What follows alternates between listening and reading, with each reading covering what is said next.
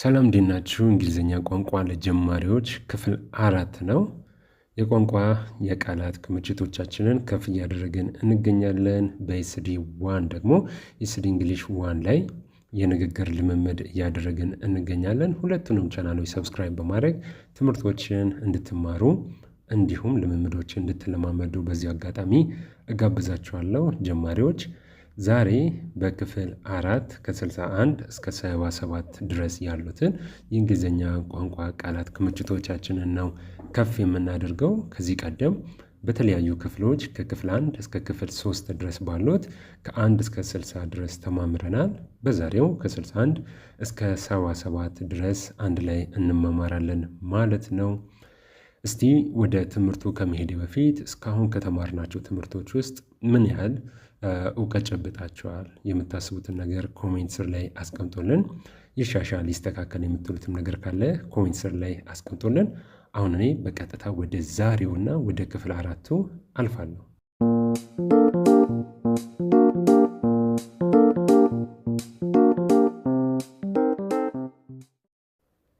እሺ እንግሊዝኛ የቃላት ክምችቶቻችን ተማሪዎቼ 61 ላይ ደርሷል። 61 ላይ እንገኛለን።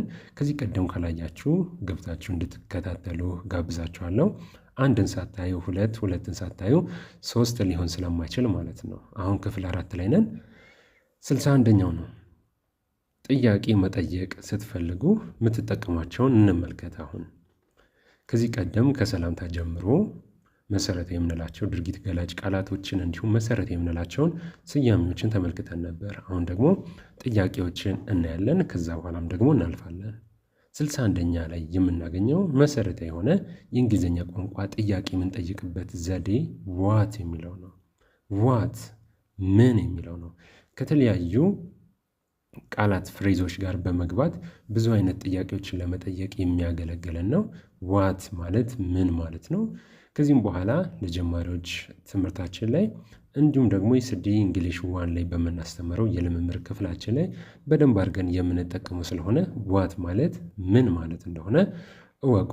ምስሎቹ ምንማራቸውን ቃላቶችን የሚገልጹ ስለሆነ ምስሎቹንም እያያችሁ እንድትማሩ በዚህ አጋጣሚ ላሳስባችሁ እወዳለሁ። 62ኛው ሁም ጥያቄ መጠየቅ ስንፈልግ የምንጠቀምበት ነው። ማን ማለት ነው። ማን ጥያቄ ስትጠይቁ ማን ብላችሁ ለመጠየቅ ስትፈልጉ ሁን ትጠቀማላችሁ። በልምምድ ትምህርቶቻችንም ከዚህ በኋላ በምናደርጋቸው ልምምዶቻችን ሁሉ የምንጠቀማቸው ስለሆኑ ከዚህ በኋላ ዋት ስንል ሁ ስንል ለእናንተ ጥያቄ እንዲፈጥሩባችሁ ስለማልፈልግ ነው። 63ኛው ዌን ስንል ደግሞ መቼ ማለት ነው። መቼ ይሄኛውም ለጥያቄ የምንጠቀምበት ነው። መቼ። 64ኛው ዌር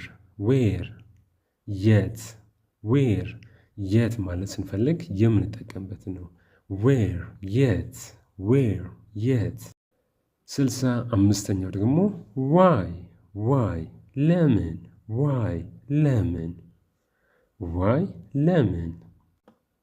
66 ላይ ደርሰናል። የቃላት ክምችቶቻችን 66ኛው ሃው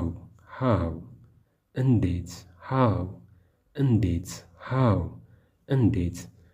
ምስሎቹም ጭምር ለእናንተ ትርጉም አላቸው። ልጅ ሆናችሁ አሁን የምትናገሩትን ቋንቋ ለመናገር ስትፈልጉ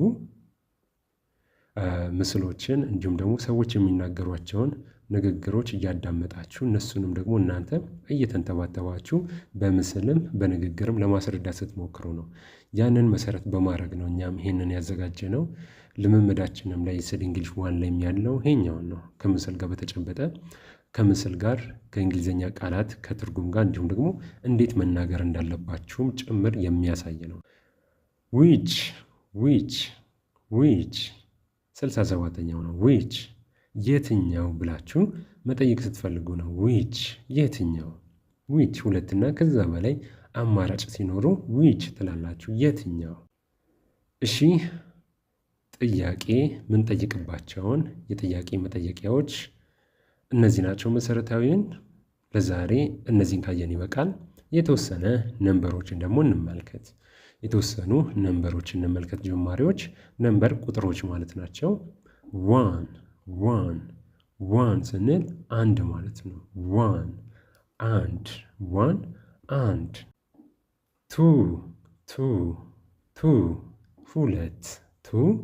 ሁለት ስንል ሁለት እያለን ነው። ስሪ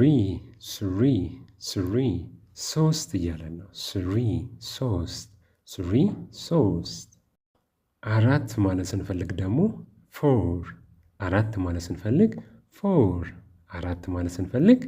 ፎር የሚለውን እንጠቀማለን። አምስት ማለት ስንፈልግ ደግሞ ፋይቭ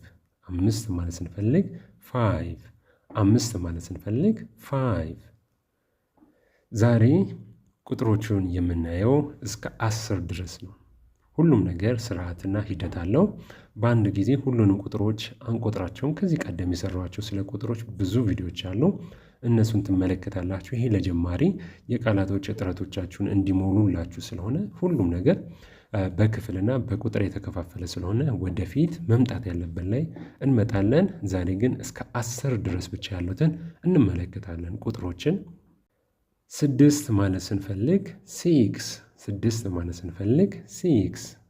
ማለት ስንፈልግ ሲክስ እንላለን።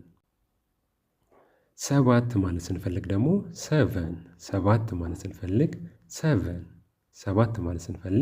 ሰቨን የሚለውን እንጠቀማለን።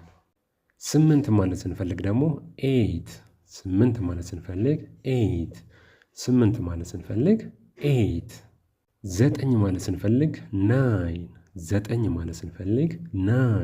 ዘጠኝ ማለት ስንፈልግ ናይን በደንብ አድርጋችሁ ምስሉን ተመልከቱ። ምስሉ እናንተ ከምታስቡት በላይ ነው የሚጠቅማችሁ። ምክንያቱም አይናችሁ ትልቅ መልእክት አስተላላፊ ነው። ለአይምሯችሁ መልእክት እያስተላለፈ ነው። የምትሰሙትን እናንተ ደግሞ ተናገሩ። ሰምታችሁ ብቻ አትለፉ፣ ተናገሩ። ስትናገሩም ጆሮአችሁ መልእክት ያስተላልፋል ለአይምሮ፣ አይናችሁም የሚያየውን ነገር ያስተላልፋልና በሁሉም የስሜት ሕዋሳቶቻችሁ መማር አለባችሁ። 10 ማለት ስትፈልጉ ደግሞ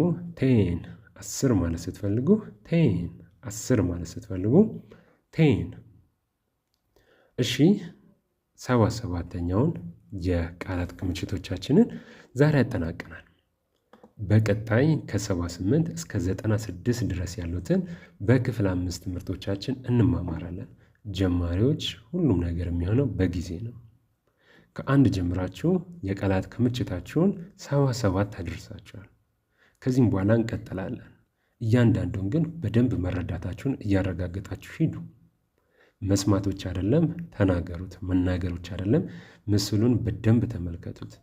እኛም በቻልነው አቅም በተለያዩ ሶሻል ሚዲያዎቻችን ላይ እነዚህን ለመልቀቅ ሁሉ ነገራችንን ጨርሰናል። ሁሉም ቻናሎቻችን ላይ እንለቃለን። በሌሎች ቻናሎችም ኑ እያላቻችሁን ነው እናንተም። ስለዚህ ሌሎች ቻናሎች እንከፍታለን። ስለዚህ እናንተም ቻናሎችን ተቀላቀሉ። ዲስክሪፕሽን ላይ እናስቀምጥላችኋለን። ከዚህም በኋላ በሚቀጥሉት ልምምዶች ላይ በተለያዩ የሶሻል ሚዲያ አማራጮቻችን መለማመድ ትችላላችሁ። በቀጣይ በክፍል 5 ከ78 እስከ 96 ድረስ ክንገናኝ መልካም ጊዜ ለሁላችሁም እያልኩኝ እባካችሁ ሰብስክራይብ ሳታደርጉ የምታዩ ሰዎች እናንተ የምታግዙን እናንተ የምትረዱን በሰብስክራይብ ነው፣ በላይክ ነው፣ በሼር ነው። ስለዚህ እኛ የራሳችንን ረጅም ጊዜ እየፈጀን ጥሩ የሆኑ ትምህርቶችን እያዘጋጀን እንጠብቃችኋለን። እናንተም ደግሞ እኛን አግዙን፣ እንተጋገዝ። ስለዚህ ሰብስክራይብ አድርጉ፣ ለጓደኞቻችሁ አጋሩ። እንዲሁም ደግሞ ሀሳብ አስተያየት ካላችሁ ሀሳብ አስተያየታችሁን ስለምንፈልገው ኮሜንት ስር ላይ አስቀምጡልን። ማበረታታትም ትችላላችሁ። ቀጣይ በሌሎች ትምህርታዊ ቪዲዮዎች እንገናኛለን። ክፍል 5ንም ይዘን እንመጣለን። እስከዛው መልካም ጊዜ ለሁላችሁ።